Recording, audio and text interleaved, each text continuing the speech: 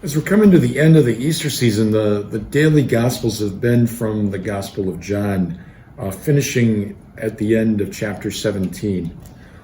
All of that really beginning with chapter 13, 14, 15, 16, and 17, all takes place at the Last Supper, and it's called the Last Supper Discourse, where Jesus gives this extended and very profound kind of a speech to his apostles as he's about to leave this world in his physical form. It's very moving to read from start to finish. It's really a revelation of what's in Jesus' heart, what his thoughts were, what he was feeling the night before his terrifying death on the cross.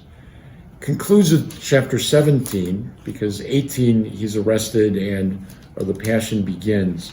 17 is called the prayer of Jesus, and the entire chapter is really his prayer to the Father for his apostles.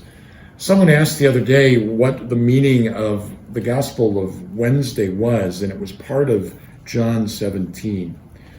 But in this chapter, it's this heartfelt cry from the heart of Christ to the Father, asking the Father to protect his followers, to consecrate them in the truth, to keep them united, to keep them faithful to the mission. I think there's always the sense when we're about to leave that we want to hand on to those coming after us the integrity of what we have tried to accomplish. We see that in parents with children. We see it when someone retires from a long-held position at work. We see it when a pastor leaves a parish. We see it when somebody leaves home. There's the sense of wanting to hand on to those who are coming after us the legacy that we have sought to create, often with great sacrifice and struggle. That's what's going on here. Jesus' desire is that his apostles remain rooted in everything that he's given them, that they will be faithful to the mission, that they will remain united in their faith and their love for him and for each other, and that they will be successful and fruitful in helping to establish the church. Of course, all of that comes true in Acts of the Apostles, but would not be possible without the sending of the Holy Spirit at Pentecost. So Jesus is setting all this up so that after the resurrection and the Holy Spirit enkindles that grace, that fire, that wisdom within the apostles, they're able to put into practice what Jesus ardently prays for in John chapter 17. It's his farewell discourse.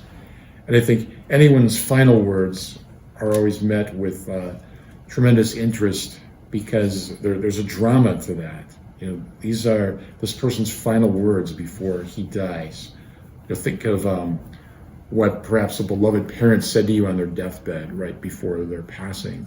We carry that with us because it has a particular poignancy and meaning, because it came at the very end of that person's life, and often stands as a testimony to their whole life and serves as a pointer to their legacy. So it is with John chapter 17, the prayer of Jesus, praying that the apostles remain consecrated in the truth and remain faithful to the mission. So may we.